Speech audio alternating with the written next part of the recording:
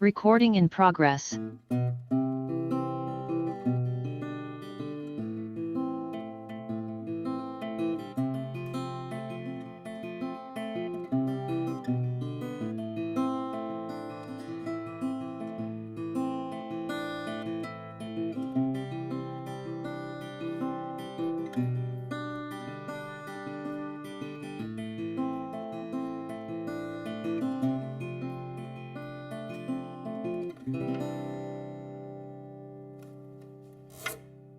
Hey everybody, welcome back to the Noel Casler podcast, episode 86.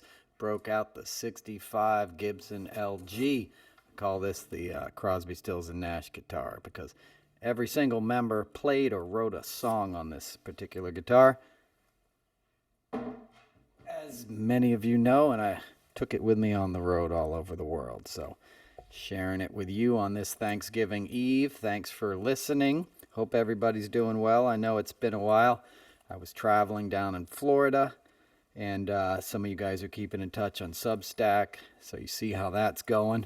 And it's going well, and thank you for subscribing, by the way.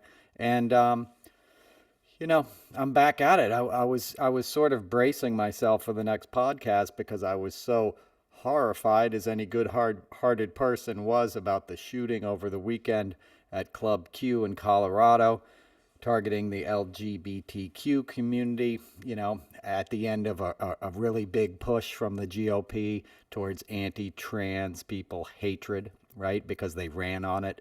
It was a policy point appealing to the ignorance and bigotry of their base, which they wave flags and point guns at and say, I'm the real American, vote for me. Those other people are grooming your children. When the leader of their party literally groomed a 12-year-old friend of mine when she took ice skating lessons at his rink in Central Park, and then she ended up in Jeffrey Epstein's house having sex with him and her, or him and Jeffrey and lots of other men. And when I discussed it with her, she was like, you wouldn't believe what those men did to women.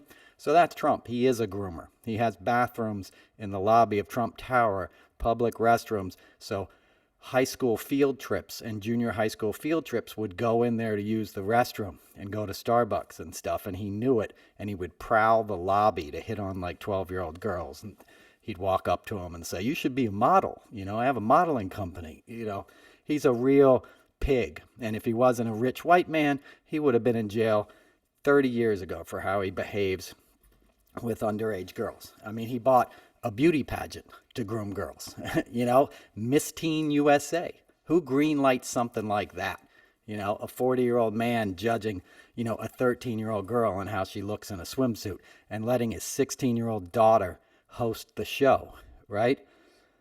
Not to mention beauty pageants like for children, which are very popular in Christian circles, right? They dress up their little kids like they're a 30-year-old, right? John Benet Ramsey and that whole deal. So there's a lot of twisted grooming in the Christian conservative world, and everybody knows it. But they're trying to push that on the LGBTQ community, a community that I kind of consider myself having grown up in partially. My mom is a lesbian. I knew lots of gay men, lots of lesbian women. I've known trans people my whole life. I've been exposed to that stuff since I was a kid, And did it make me deviant in any way? Did it make me anything other than just the person I am? How I was born? I happen to be born straight. You don't really get to choose that stuff. What's beautiful about life is that you figure out what your truth is and you live it, right? And your family accepts it, right? And your society accepts it. And it's not a big deal. It becomes banal, right? It is. There's nothing different about living in a gay family or a straight family other than how society judges you, okay? I've spent Thanksgivings with two moms, and I've spent Thanksgivings with, straight people, and it doesn't matter, man. It's about love, and there's a lot of talk about the heroism of that guy, Richard Fierro. I hope I got his name right. Just a tremendous, act of bravery, and he stopped the shooter. Sadly, he had already killed 5 people, but it obviously would have been a lot worse had that guy not intervened. And he was a combat vet, and he took the guy out. But what struck me most was that he was there with his daughter to watch his daughter's grade school friend, you know, compete in the show, or, perform in the show, who was a trans person, a trans woman. He was there with his daughter and her current boyfriend, who lost his life in that shooting, and his wife. He was there with his family to go support his daughter's friends in their community. That's America, right? This big tough guy, Iraq war vet, thought nothing about showing up at Club Q and showing up for his family and his daughter and cheering on and clapping, somebody he knew as a young man who was probably, living out a different kind of truth right now. And there was no problem with it. No shame in that game, because there isn't, right?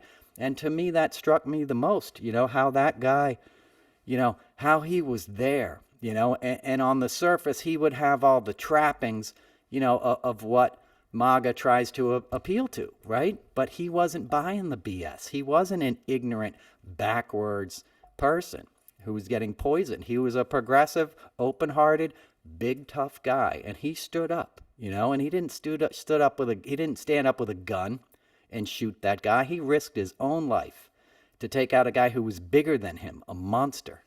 The guy was like 6'6" and 300 pounds and stuff.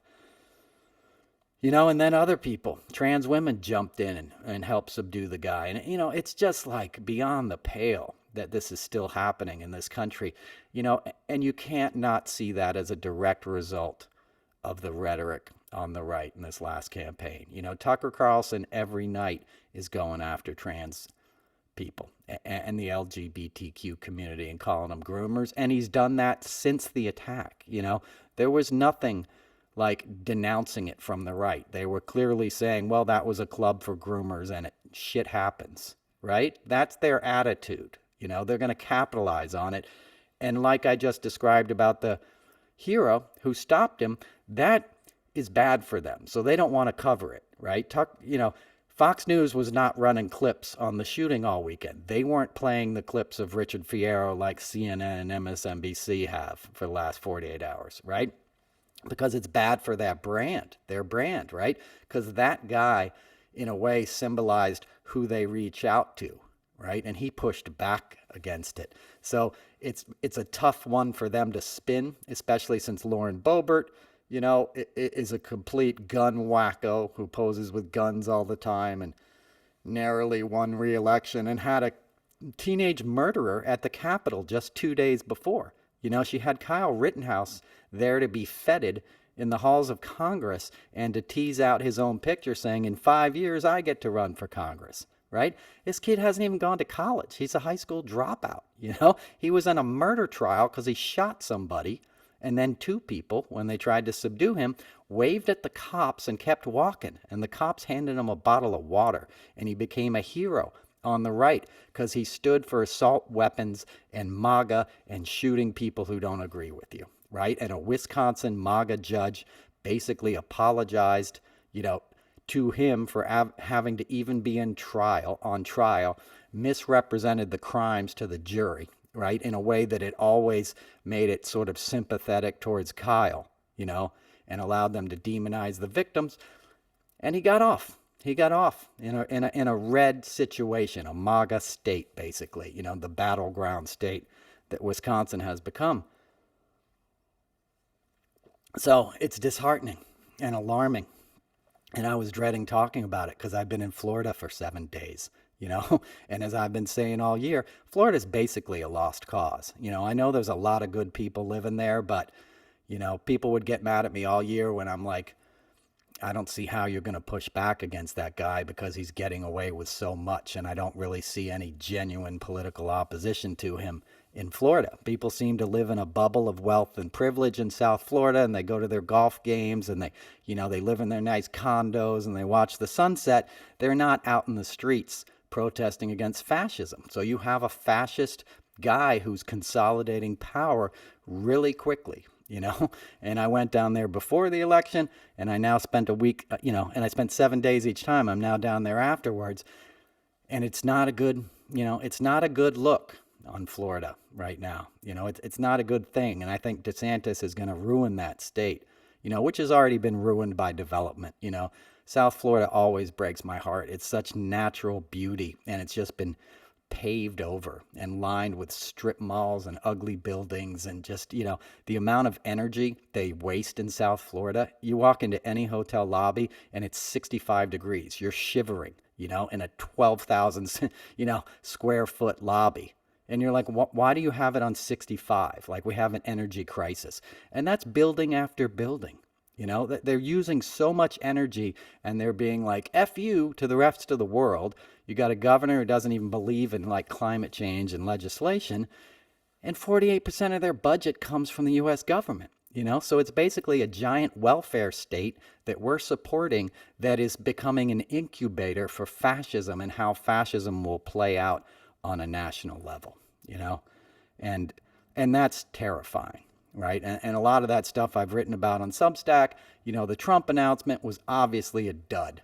He's going to have to drop the dirt he has on DeSantis, and that'll be delicious because, DeSantis is a bad dude with a bad history. He tortured people in the military. He sat there and smiled, while soldiers tortured combatants, both in the Fallujah surge and at Gitmo. So, there's a lot of dirt down there. If the mechanisms, of our judicial system ever sort of seem to work properly, somebody might be held accountable. It's surprising to me that Matt Gaetz hasn't been held accountable, right? He was involved in sex trafficking, essentially, right? He's paying an underage girl, And sex trafficking is funny because when you fly into Fort Lauderdale Airport, they constantly play a message on a loop about the problem of sex trafficking, in South Florida, and how it's such a big issue. And while I was there, you can't help but hear this message over and over. And then while I was there, a story broke. It might have been the Tampa Bay Tribune or the Miami Herald, about how they found 6,600 hotels in Florida that had violations for sex trafficking, which can mean they found a prostitute coming in and out, a sex worker. Prostitute's a derogatory term.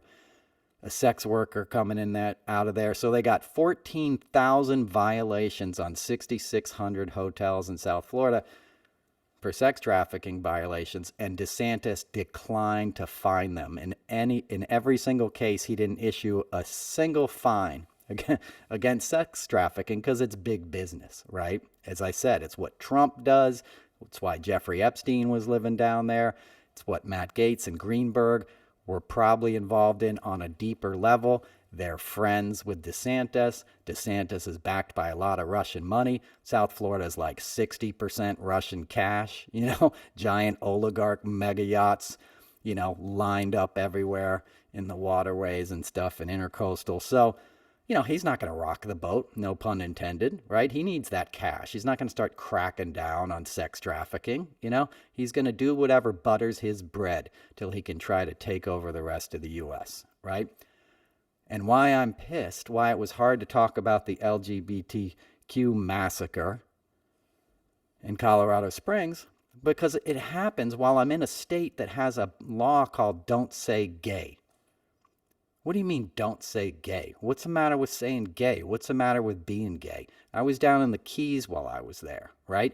Key West has a huge gay population. Florida has a gay population, as does America. It's normal. Somebody in your family is probably gay. One of your friends is probably gay. You may not know it, but they are. Trust me. You know and love gay people, even if you think you don't. And if you think you don't because they're gay, you need to look into your own heart. And you got to ask yourself why love seems to be objectionable to you. What are you thankful for this Thanksgiving if you're standing in the way of somebody else living their truth and their best life and being in a loving, committed relationship?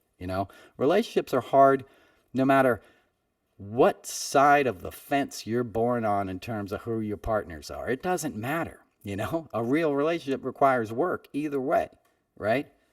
So, and trust and love and those kind of things, they're abhorrent to the right because they're trying to prop up strong men, powerful, rhetorical, tough guys in their minds that teach them that their way is the only way, and there's constantly enemies out there looking to, abscond with their children and ruin their way of life. And that can be immigrants in one breath, it can be gay people, it can be anybody who basically is not a wealthy white person who's asking you to look the other way and appealing to your most ignorant instincts to make another buck off of your dumb ass. You know, that's the scam, right?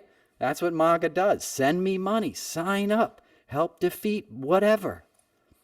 You know, it's abhorrent. They're killing people. They've basically declared war on our fellow citizens. And what happened yesterday, right? Another shooting in Chesapeake, Virginia, in a Walmart, right? A symbol of MAGAism, right? Walmart is that community. I know a lot of Democrats and everybody shops in Walmart, but, you know, a Walmart in Southern Virginia.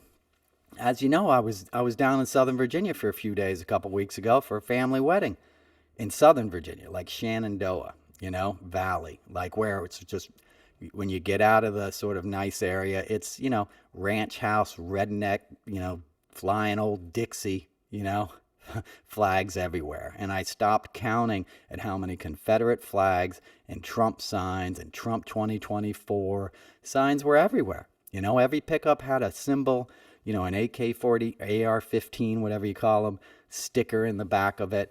It's like, you know, it's militarized. It's a cultural thing. And that's what we need to understand, you know.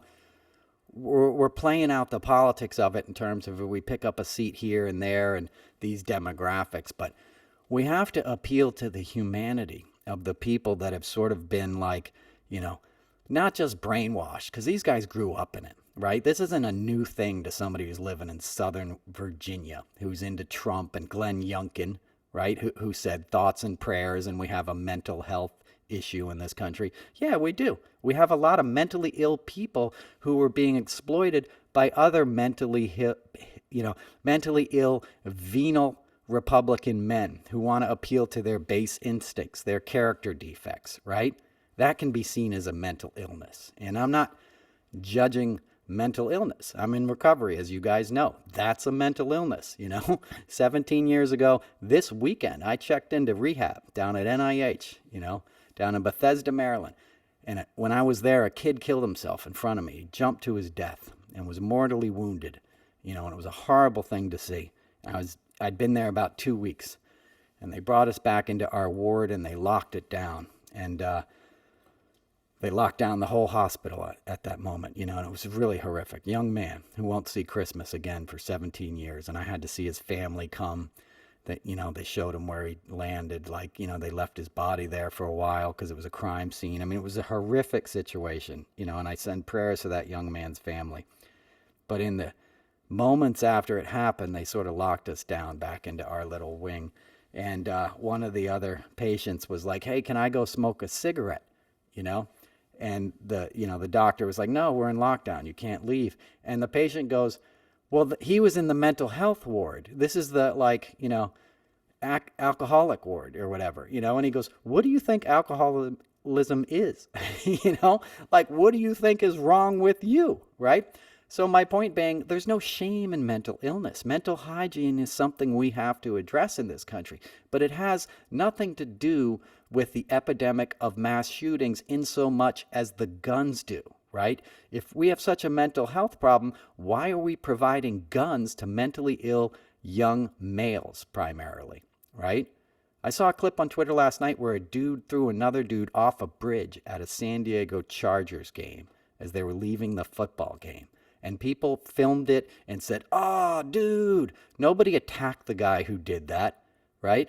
Nobody said, you just attempted to kill somebody. Call the cops. None of that. They just basically cheered him on and kept moving. He threw another human being off of a bridge onto a concrete floor, you know, like 30 feet below. It's horrible. I hope you don't come across the video, but I happened to see it before the guy who took the video took it down so he could sell it to news agencies, you know?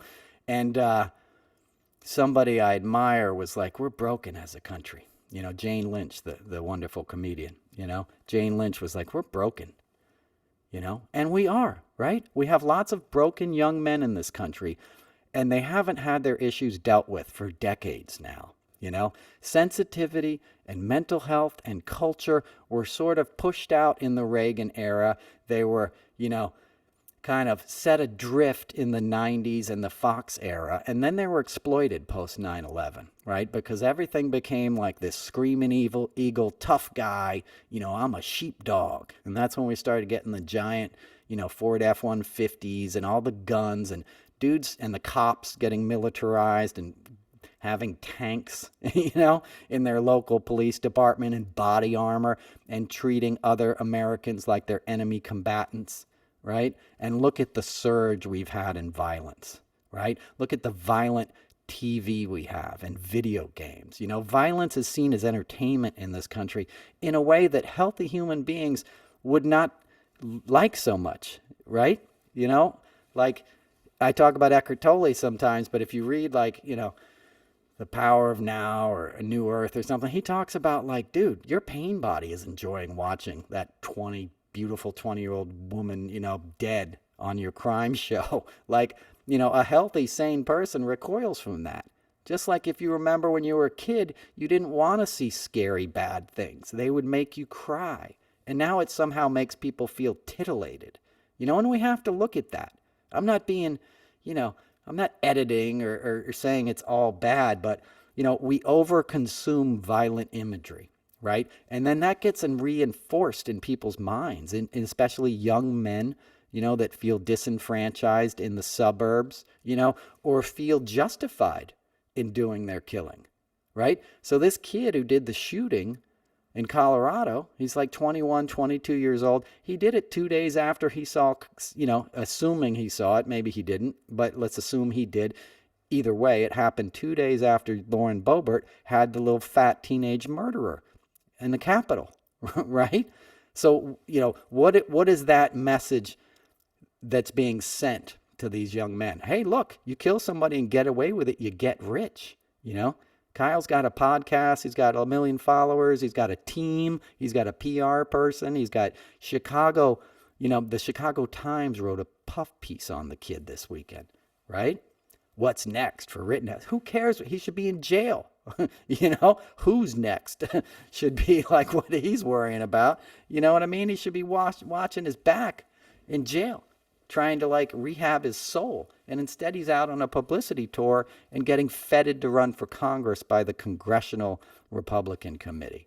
So this kid who sees that, whose grandfather is a MAGA Republican out in California, his grandfather is an assemblyman in a town in Orange County, I believe, that's very like white supremacist kind of friendly MAGA Trump country. So, this guy felt like he was doing the right thing. Enough of these idiots hear this messaging and see the rewards. They think they're patriots. They think they're soldiers. And when all the, culture sort of rewards this idea of soldiers and freedom fighters, it has its effect, right? I've seen 2 Republican congressmen in the last 24 hours do this woke military thing that Mike Pompeo said. And they both said, our army's there to kill people and blow things up, not be woke. So just think of that message. That's not what the army's there for, right? Army does all kinds of other things, and nobody in a sane frame of mind enjoys killing another human being. It comes with a heavy cost and toll. The greatest generation, those guys didn't come back and brag about killing people. They came back and kept their mouths shut and went to work and didn't really want to talk about it because it leaves wounds in the aggressor, as well. And to have people who don't understand, Tom Cotton was one of the guys who did this, a guy who did false valor and pretended like he was an Army Ranger. He wasn't. He went to a seminar at Army Ranger school or something. He wasn't a Ranger. But these guys that'll sort of co-opt the iconography and the bravery of being in the military and then say such ignorant, stupid things. That's dangerous, sending that message to young men. Oh, join the army and kill people and blow stuff up.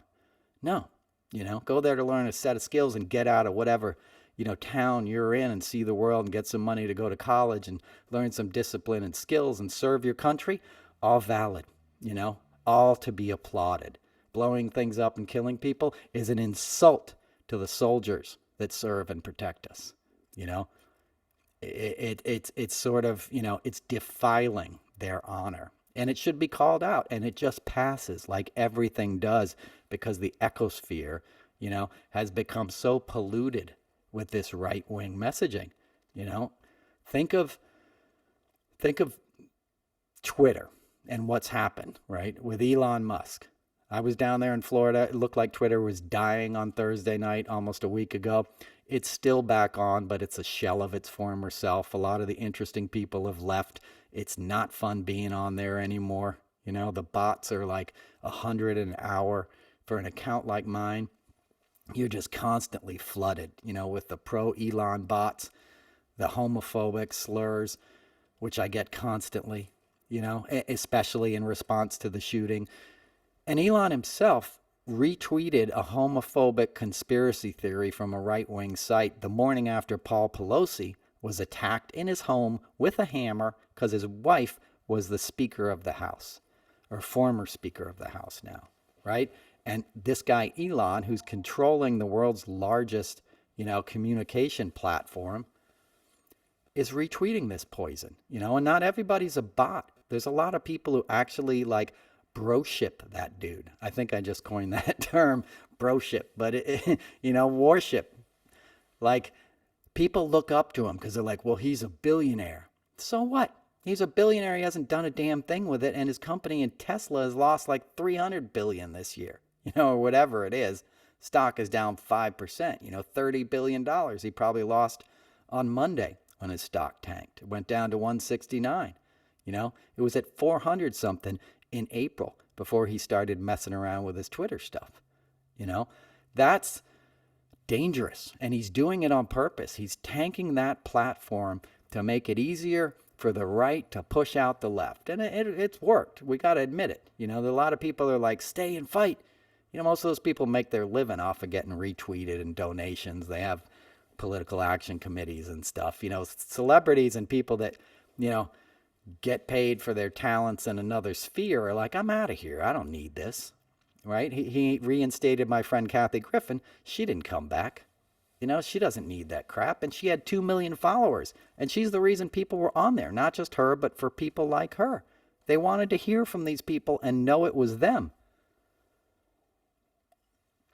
Elon messed up the blue check thing and just let anybody have them, and you'd get trolled by blue checks. And, it's like being at a party and it got invaded just by the most obnoxious, dumbass teenagers you've ever met. Like, how long are you going to stay at that party? And when you're trying to sit there and have a serious conversation about the myriad problems in the world right now. So, that's the point. That's the design, and he's a racist fraud who misrepresented his credentials. He doesn't have the PhD he claimed to have in physics or engineering. He's a self-mythologizing guy like Trump is, right? He grew up rich. He was born on third base in apartheid South Africa. His family owned emerald mines. We're the same age, by the way. I'm about 3 months. I think he was born in June. I was born in March of 1971. So I got about 6 weeks or something, 2 months on him. And, he's done nothing with his life as far as I'm concerned. I'm not impressed with the big companies that you took over that used other people's intellects and skills and claimed it as your own. He's running a non-union shop in Tesla motor cars. No thanks. You don't get to abuse your employees. You don't get to run a big car manufacturer without, union protections for your workers, right? That's what the industrialists tried to do at the early part of this century. And he's sort of the modern version of that. It's the same scam, right? The wealthy factory owner exploiting the dispensable workers and keeping them, just enough to giving them just enough to stay alive, but they're going to shop at the company store, and when they threaten to organize, you're going to come in and punish them, so you can continue to exploit them and then create vast wealth for yourself, right? But Elon's not Andrew Carnegie. He's not building libraries. He's not even pretending to give anything back. He's just taking and being snarky, and that culminated in him allowing Donald Trump's account to be reinstated on Saturday night, which for many was the last straw, and it was also a desperate move on Elon's part because he needs money because all the advertisers have left, right? Nobody wants to be on there anymore. So they all bailed, right?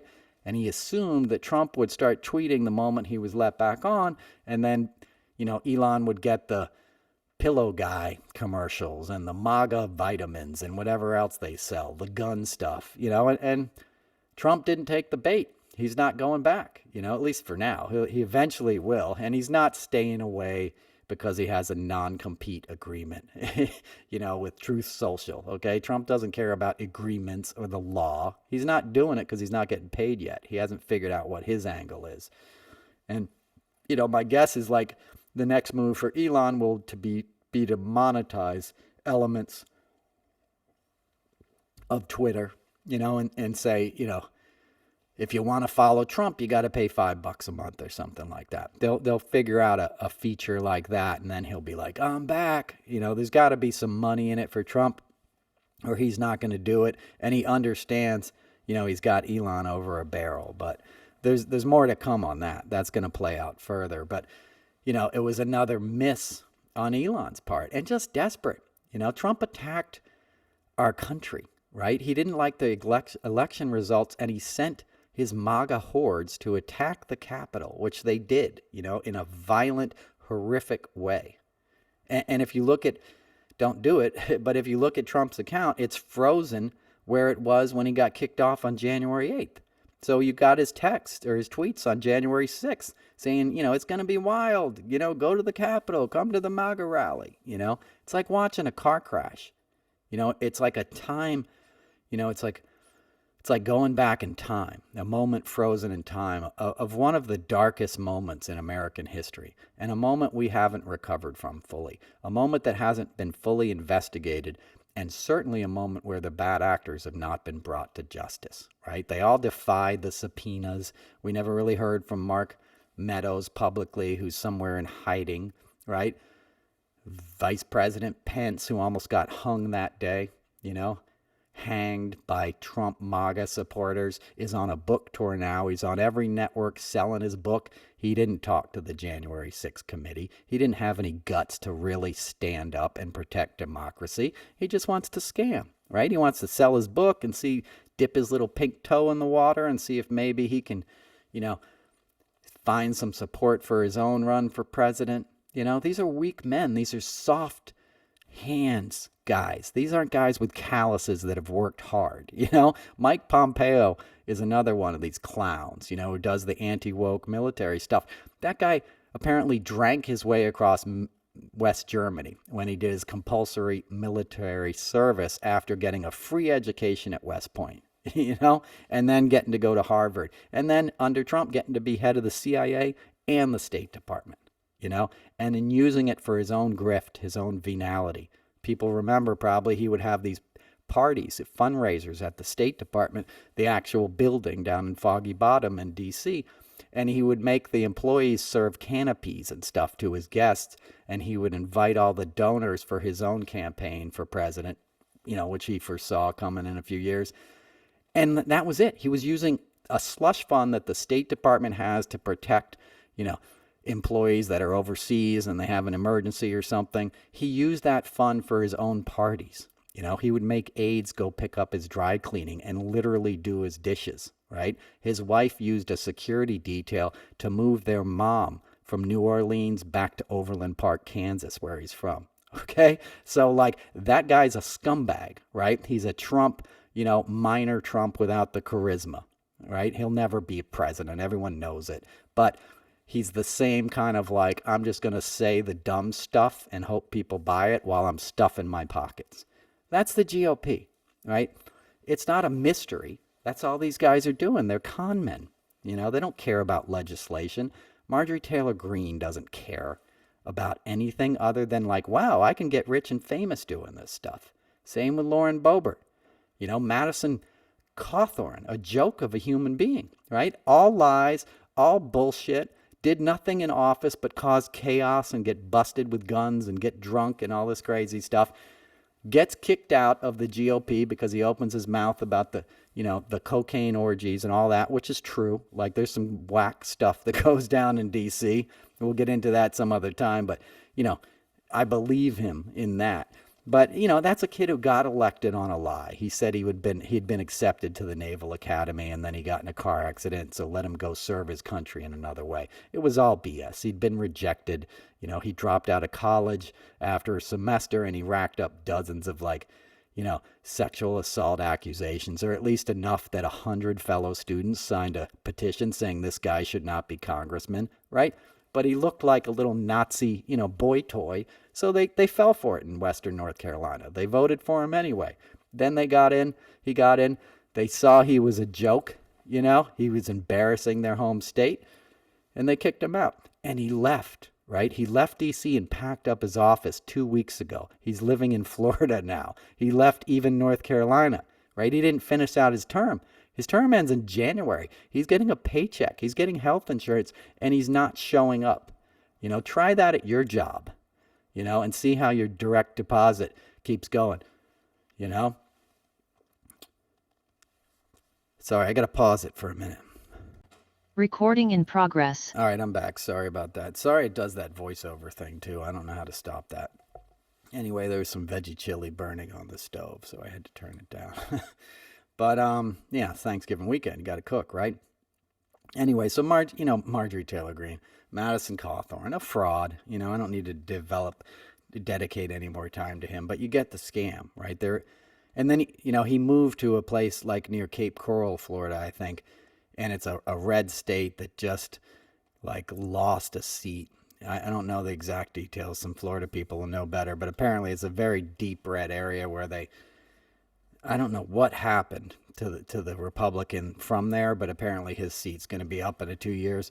So people from Florida are telling me that, it's a strategic move, and somebody bought him $1 million house to go into Florida. So I think we probably haven't seen the last of him because he has brand, sort of value to the GOP now, just like Kyle Rittenhouse does. This is the theme of this show, if you haven't noticed. It's like, they're using hatred in a marketplace, right, for political power. They're using infamy as a way to, con their voters into sort of sending these people to D.C. that are going to do nothing but screw them in the end and get rich themselves. So, they see a valuable asset in Madison Cawthorn, and they'll send him down there to Florida, and where he is now, and he'll probably run again in 2 years. And in Florida in 2 years, he'll probably get reelected because, as I said at the top of the show, Florida is not doing well, okay?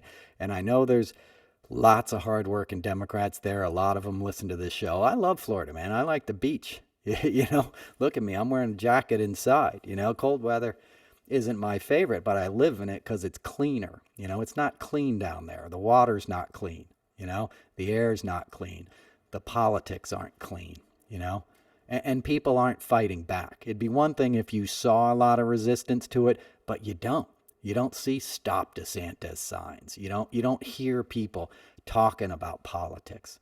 You hear them talking about traffic and weather, and the new building that's going up next door or something.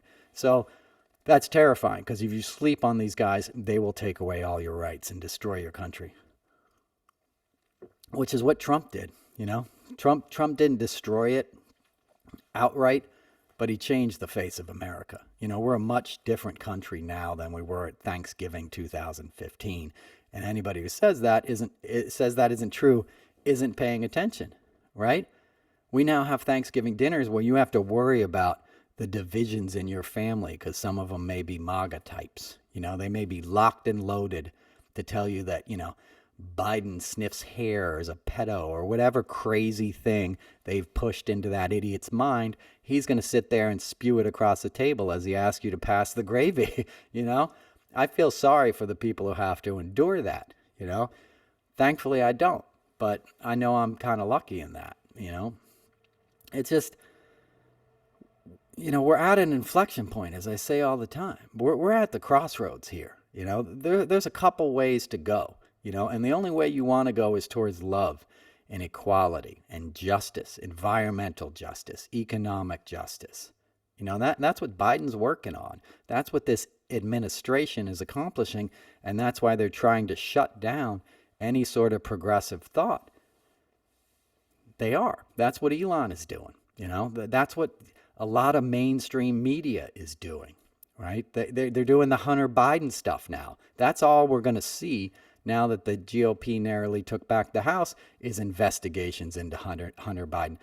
There's nothing there. Was Hunter Biden addicted? Yes. Did he have some sketchy stuff going on? Yes.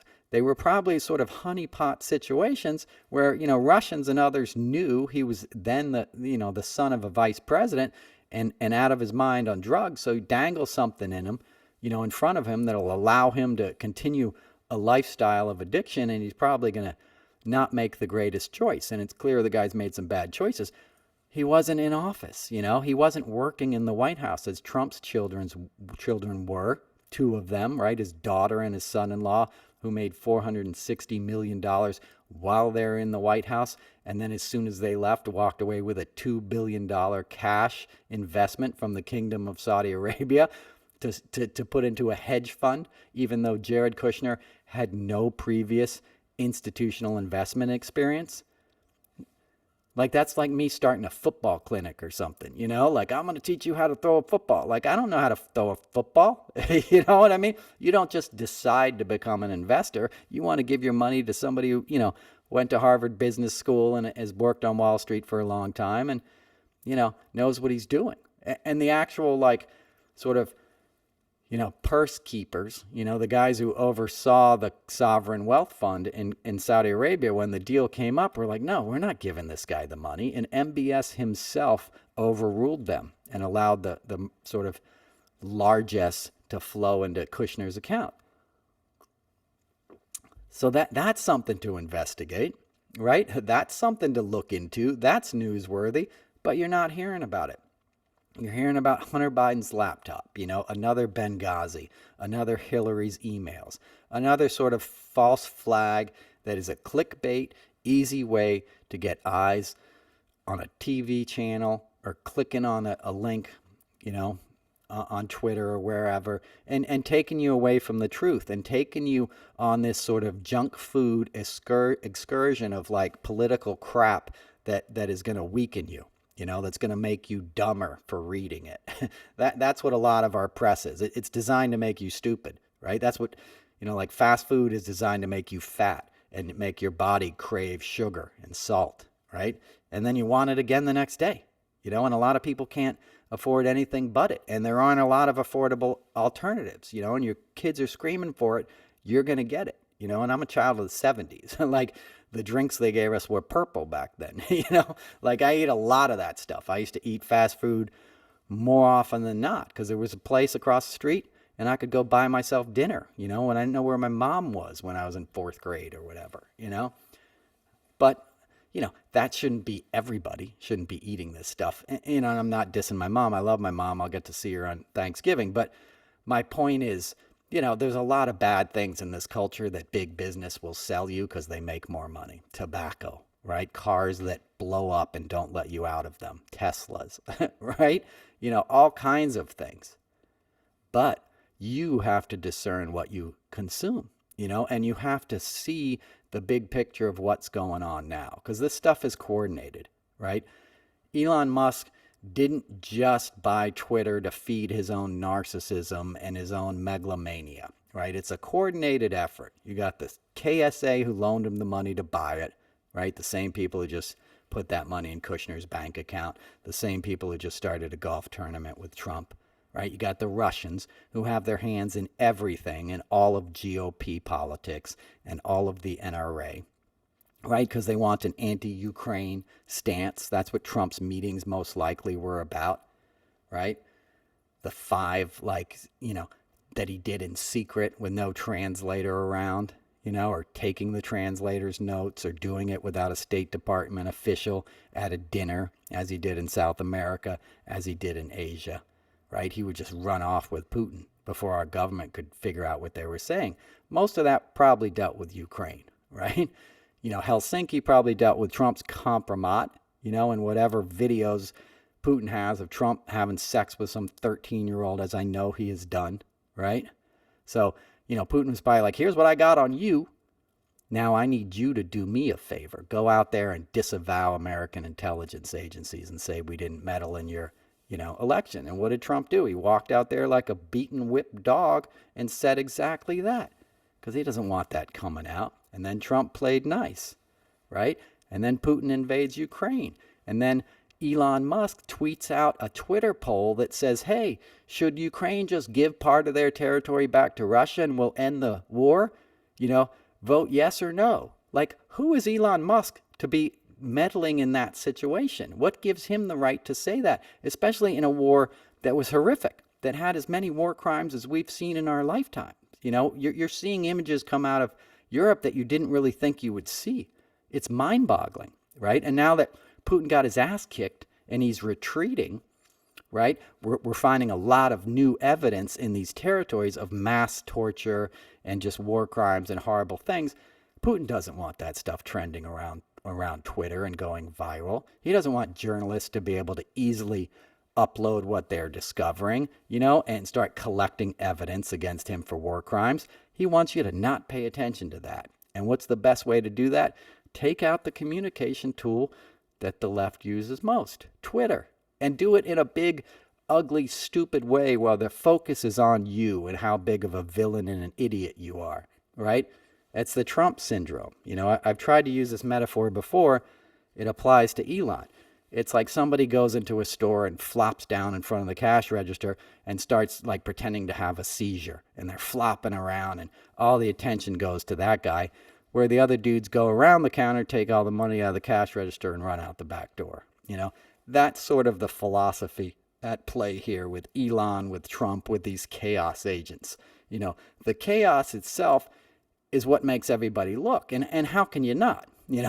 I'm not faulting us for paying attention to it. You sort of have to, in a way, but you also have to be aware of what the big picture is. Why is this happening? And why is it happening right now? Why is he taking over Twitter a week before the midterms? Why is he doing all this chaos with blue checks? So now you don't know if a company's real or not, or if a journalist is real, to make you not trust the information you're getting, which makes it easier for people to slip stuff by you and lie to you and amass power, and that's what's going on. That's what's going on. You got to see it for what it is. You also have to see the desperation that somebody like Trump is going to have, who clearly had that flop of an announcement. He had to lock people into Mar-a-Lago. And I was down there. I was like 20 minutes south of Fort Lauderdale and thinking of going there. And then I heard it wasn't till 9 at night. Not that they would let me in, but like I was going to just go check out the vibe, go do a car rant outside or something. But he went too late and talked too long. And the people, they got locked in the room. Like, there's no better metaphor for where MAGA and Trump is at than locking in the people who show up to hear you announce, your presidential run. And he'll still probably beat out DeSantis. He'll still probably be the party's nominee. I don't think he'll end up being on the ballot because I'm hoping he'll be indicted by then. He has to be. And we have a special prosecutor, right? This new guy, Jack Smith, is his name, I believe. And I have to say, is his name, I believe, because I don't have a fact checker. I'm just all doing this live talking. So as you know, I make mistakes. But, that guy prosecuted war crimes, in The Hague. So he's a pretty serious straight shooter, and hopefully he's going hard on Trump, and Trump gets indicted. He has to. That's really where we're at. Like, without that, this republic doesn't stand. If Trump gets away with all this, pack up your bags, see if another country will take you. Most of us can't go, but, if you're young and you don't like what you're seeing and you don't feel you can fight against it and you can, vote them out of your district and that's not for you, go somewhere else, man. That's my advice. I know that, people probably don't want to hear that, but I can't imagine what this place would be in a second Trump term, or in a second, or in a first DeSantis term. A lot of people that survived Nazi Germany left early, and we got what they had to live. We got what their gifts were for the world. And then we got robbed, of the lives and the love and the spirit and the light of millions and millions and millions and millions of people because we didn't stop fascism before it was too late. And that's where we're at now. Anti Semitism, Kanye West is back on Twitter. His first tweet after getting reinstated was shalom with a smiley face. F you, Kanye. You're an idiot and a fraud, right? Which is the other common link in these guys. They get easily manipulated idiots, right? Elon Musk is not some genius, I mean, he's not completely without brains, obviously, but he's not this mad inventor. He wants you to think he is, Nikolai Tesla. He's not. He's an idiot dude who looks like a guppy, who's a rich kid who bounced around at Canadian schools and Penn and was just some dork who hooked up with Peter Thiel and these other rich guys who had PayPal. And that's how Elon made his first fortune. And then he took over took over Tesla, and fired the guys that invented it and claimed it was all his own, and then did SpaceX and sort of, then he's speaking at, Caltech like he's some kind of genius. He's not. He's a fraud. Just like Trump was telling you he was a business genius. He wasn't. He bankrupted everything. You're going to see that now that his tax returns can finally be released to the House, and they got 3 weeks to look at them before the Christmas break, but and a new Congress. So it only took 7 years, and now we got 3 weeks to try and do something with it. But it's the same thing. Trump wasn't even the developer that he claims to be. He was a licensing operation, right? They would just license the Trump name to a building, and another company would build the building, right? This is after he built Trump Tower and stuff. I'm saying like the last 20, 25 years of Trump organization was just doing these deals, and somebody else would build the building, and he would get a cut of it. That was the scam. And then he would tell everybody that he was this great developer. He's not, It's the con, right? It's the con that people keep running on Americans, and the fact that there's so much money to be made from it on both sides, right? There's money to be made off of the outrage. There's money to be made off the punditry, right? And while that's happening, real people are suffering. Real people are not getting the opportunities they deserve in life. And that's what we have to change. That's what Biden is changing. Despite all this chaos and insanity, they're actually accomplishing things. It's miraculous to me. And I'm not trying to do an infomercial on how great they are. I'm just trying to speak some of the facts that you may not be seeing if you're just paying attention to the sort of fire and anger and ridiculous rhetoric, We're actually doing things. Let's do more. Let's have an assault weapons ban. The GOP opposes that. Who isn't nervous about this weekend? Friday's Black Friday. In the best of times, people beat the crap out of each other to be the first ones to get into Target and get the flat screen that's on sale, right? Which has always been an obscene thing to witness. It's like those contests where they're like, run around the grocery store and get free groceries.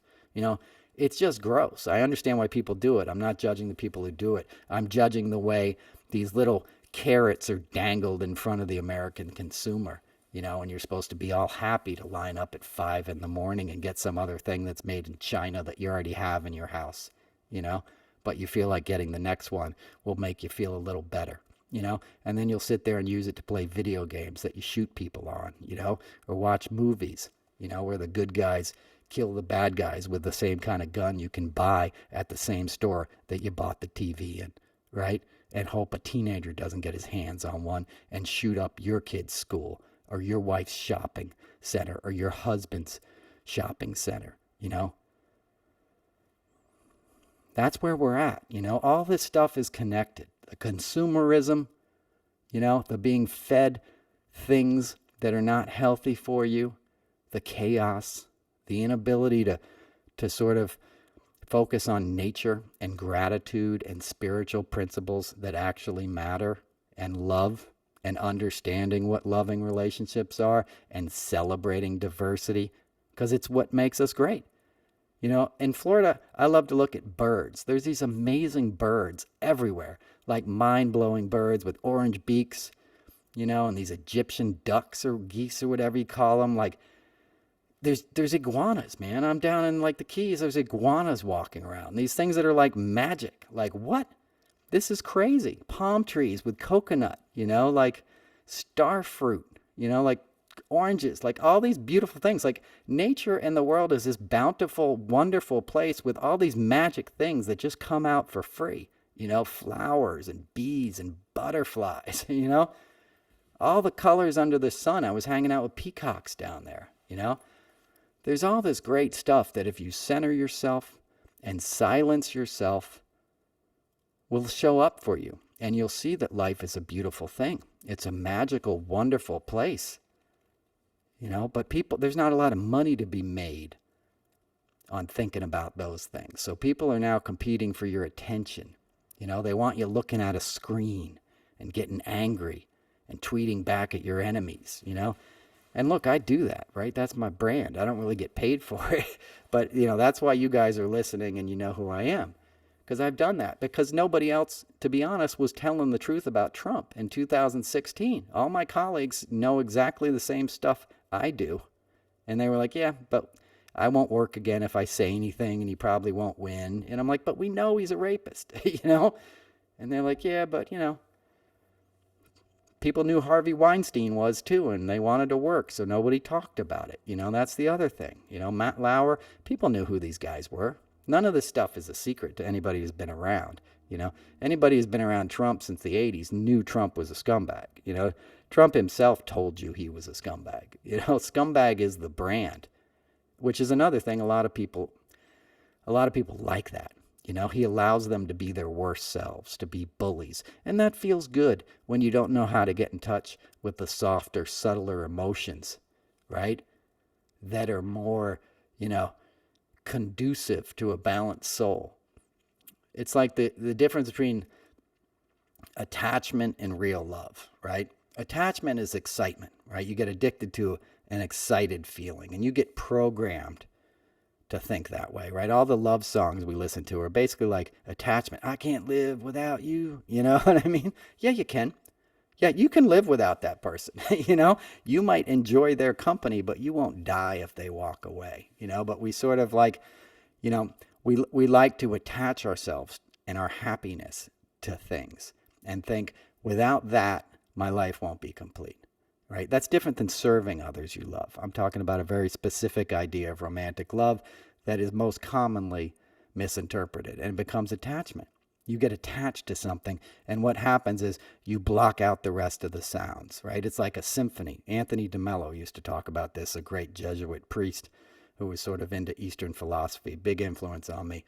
And he would talk about an attachment is like you listen to the symphony and you decide you really like the drums, and then you block out the rest of the orchestra. You don't hear the horns and the clarinets and the woodwinds and the brass, right? Because you're like, I'm a drum man.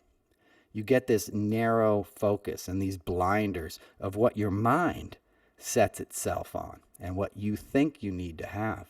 And then you change your behavior to get that thing because you think if you lose that thing, you're going to be miserable. So then you don't live your real truth because, you're in a relationship and you don't want to go to a movie and your wife wants to go to a movie and you're like, if I don't go, she's going to be mad at me or whatever, right? You start changing your behavior. I'm not talking about compromising. These are subtle things. What I'm saying is when you start changing your truth to appeal to something that you think you need in another, that's not real love, right? That's an attachment because it has fear at the root of it. And ultimately, it'll never really work out. You can stay in those relationships forever. You can stay in them for a lifetime, but it's not true love. True love is like happiness happens when we come together. When I'm near you, I feel happy. But when you go away, I also feel happy, because I know the happiness doesn't come from you. It's a phenomena that's created between us. It's something bigger than us. It's love. And when you serve that, when you serve a real love without attachment, you realize, hey, I can love everything, right? I don't have to just love the drums. I can love all the other instruments and be open to whatever life presents me. I can love the butterfly. I can love the loneliness. I can love being in a crowd. I can love serving my fellow man. I can love a stranger, And I'm not talking about promiscuity, okay? You know what I'm talking about. I'm talking about having an open heart without fear in it. I'm talking about getting past the programming that our egos use to tell us what we need and to go see we already kind of have what we need. you know? If you can open the channels up to gratitude, you realize every moment is a blessing. Every breath is a blessing. Every butterfly, every ray of sunshine, every raindrop, every flower is a blessing, you know? I think it was Rumi, the Sufi poet. I think I said this last week. He would say, flowers grow in the garden. The nature of the rain is the same, but it makes flowers grow in the garden and thorns in the marsh, right? The nature of the rain is the same, yet it makes flowers grow in the garden and thorns in the marsh. I don't know why I keep saying march. You get the point? You know? It's how we react to life that determines sort of where our life goes, and where our energy and focus goes. And when we get centered and sort of deal with the gratitude that's very hard to get in touch with because it's a subtle thing and you sort of have to work at cultivating this stuff, and yoga is a great way to begin to do that. Journaling is a phenomenal thing to do. Everybody should do that. The morning pages or something that my friend Julia Cameron came up with, where you just wake up in the morning and you write whatever comes to your mind, longhand, 3 pages, just fill it up. You're not telling a story, you're just dogs, sex, Radiohead, like whatever, is in your subconscious. I guess that's mine. But you know what I mean? And you just get it out of the way because you're looking for that stillness. You're looking for the stuff underneath all the debris that our ego collects every day. You're looking to get centered, right? That's what the program is. I talk about AA all the time. You're trying to sort of remove the stuff that's not serving you and not letting you be happy, joyous, and free. And when you achieve that stuff or a glimpse of it, you realize, hey man, all these things I thought I needed won't fix me, right? That's the lesson you hear over and over in recovery. I thought if I got the beautiful wife, the rich husband, the car, the 2 kids, the house in Connecticut, I would be fine. And I wasn't. I was just as miserable and I was sneaking drinks in the laundry room, right? That's a story told over and over in recovery because those things don't fix you. Fame is something, that you think will fix you. I fell into that trap forever. I'm not famous myself. I've worked with a lot of famous people and, you think just being around them, it'll somehow fix you. It doesn't. If anything, it makes you sadder. It makes that hole inside of you bigger because when you find out this doesn't work either, you're like, what's next? There's a great documentary on Netflix right now with Jonah Hill where he interviews his psychiatrist, or his therapist rather. It just came out like a week ago. It's phenomenal. I highly recommend you watch it over the holiday, especially if you're not feeling too well. But or even if you are feeling well. I forget the name of it. Stutz is the name of his psychiatrist, therapist.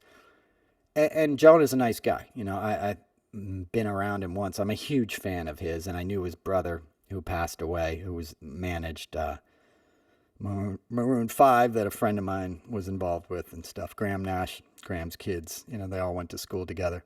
So, and I've worked on a bunch of shows with them and stuff. But anyway, my point is his brother died suddenly about 4 years ago. And, it destroyed Jonah. Or I shouldn't destroy, I shouldn't speak for him. It messed him up. It hurt him and he was already struggling with some stuff, as it would anybody. And he's brave enough to share this. I won't ruin the film for you, but he shares his struggles with this guy. And the guy talks about the basic plan he has in life. The first thing you do when you're in crisis is sort of get in touch with yourself, right? So you get in touch with your physical self at the beginning. He makes like a little pyramid, and I'll let him show you, but you get in touch with yourself on a physical plane, right? And that's what I'm talking about in meditation or stillness. If you just focus on your toe and trying to feel the sensations in your foot and be where your feet are, that might sound simple. That's a deep spiritual practice because you're becoming present. You're becoming more of yourself. I used to have a statement that I would say to myself. I would say, be in your meat. Be in this body that I'm gifted for just a blink of an eye, really. Even if I run with this thing for 100 years, it's nothing in the span of time. Why waste a second? Why not inhabit every cell fully and be aware of the miracle of life and the gift that I have any given moment, right? Nobody can achieve that, but when you become conscious of these things, that's a good place to start. So he starts with the body, then he starts with like journaling and sort of cultivating, you know, your own inner space and your relationships with others, right? And that any of that can be a spiritual practice, and that was very profound in what this guy said. Even if you're sitting there, talking to your father at a diner or something, and it's a difficult conversation, you're showing up for love, right? You're showing up to sort of master a difficult relationship, you know, which is something that they talk about. The Buddhists talk about that. Yogis talk about that kind of stuff too. you know, the goal is to the goal is, sorry, audio stuff. The goal is to sort of perfect your relationship with all other beings. That's what a Buddha or something is working towards. That's what Christ would talk about, right? And then the third thing I forget. So you'll have to watch the documentary, okay? I'm only got two out of three, but what are you going to do? But watch the documentary. You get the point I'm trying to make. There's all kinds of tools out there, and you need tools in your toolbox. Another recovery slogan. You don't know how life's going to hit you, and you don't know when it's going to hit you, but it's going to hit you. It's life. This is life. We're in it, right? And we're all living in extraordinary times. These are not normal times for anybody, You could make an argument that it's never been, but it hasn't been as crazy and chaotic and sort of ramped up as it has recently, and we've never had the sort of environmental calamity that's bearing down on us and that most of us are living in denial about, right? We're aware it's there, but we're not really taking huge actions to stop it yet. We're still thinking it's okay to have the AC on 65 degrees in some random lobby in Florida that 3 people are in. You know what I mean? Every hotel room that sits empty, the AC is still cranking it out, in this stifling heat. So it's like the outside's only getting hotter and we're only trying to get the insides cooler. And that's a paradox that's strangling the planet. And you have to address it on a big global level. You have to outlaw plastic forks and spoons. The right makes that a joke. Ted Cruz just, made a tweet the other day. I should have protected plastic straws. They try to get you stupid. They try to get you to think all this woke stuff is bullshit. It's not. It's designed to save us. I get handed so many plastic, like those little plastic packages with a spoon and the knife. I was collecting them because I don't throw them out. I had like 20 of them. After 4 or 5 days in Florida. That stuff should be illegal, right? Because it shouldn't be on the consumer to reject that or recycle that. You shouldn't be allowed to sell it. You can make the same utensils out of bamboo. That should be the law. You shouldn't have a plastic container, for every food product you buy, right? It's going to be hard to get politicians to really kind of accept that, and it takes I think radical acceptance, by the way, was one of the third kind of points this guy was talking about, which is another sobriety tenet. If you can accept what's going on, it doesn't mean you have to live with it. It means you first have to accept it in a way that you're not oppositional to it. You understand why it's happening, but you think there may be a better way, right? The plastic forks things, and I'll shut up here in a minute. When I worked for Jackson Brown, the first U.S. tour I did, I'd already been over in Europe. We decided, his partner has a thing called the Plastic Pollution Coalition that she founded with somebody else, and it was trying to end the use of single-use plastics, ban the use of them because they're just terrible.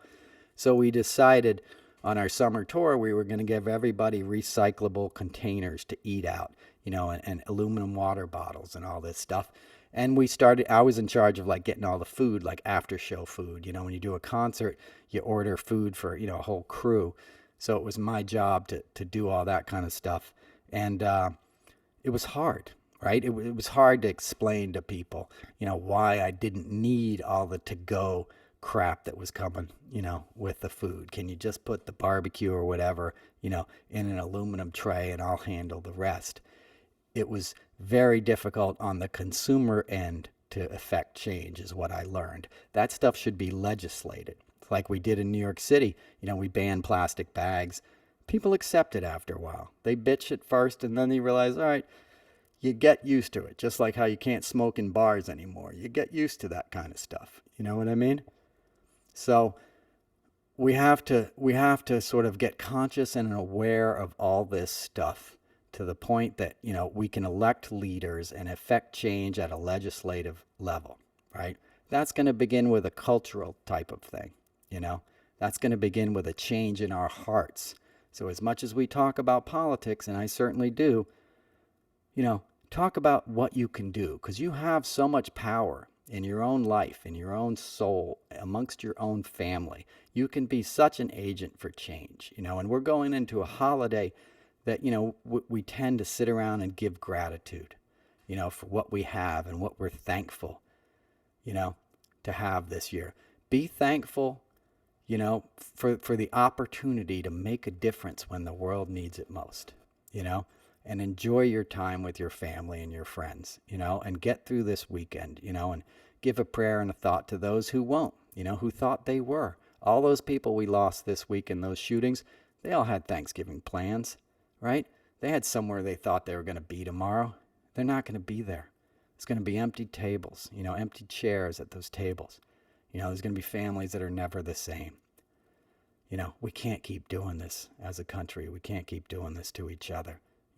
We need to all get involved to affect change. Okay? So thanks for listening. This is episode 86 of the Noel Casler podcast. I didn't mean to be a bummer. I'm running out of light here too. Sorry for the light. It got dark. It's winter in New York. It gets dark at 4:30.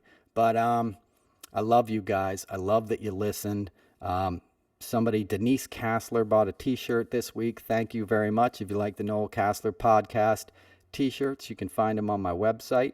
She's going to have my name on her t-shirt. We have the same surname. I don't know her, but I appreciate her. And that's it. Check out the Substack. You don't have to pay anything to sign. You just you put your email in there and it shows up in your inbox. I work very hard on those. I'll be writing some more of them over the weekend. Appreciate all the people that have signed up so far. I'm going to give you like a bonus episode of the podcast soon because I know it's just me ranting all the time. So I'll bring on a friend or something to talk. So, to give you a break from all the, all the down stuff that I talk about. But I love you guys. I basically wanted to get this out before the holiday in case you wanted to listen to it. And I want you to know you're not alone, right? None of us are alone, even if you're spending Thanksgiving alone. And I've spent many Thanksgivings alone, but, and I've spent many with family, you're never alone. There's love in your heart, man. People love you. You can love others. There's always something to do. And enjoy it. We all have blessings. Let's try to use them. Until next time, this is the Noel Casler podcast. Peace.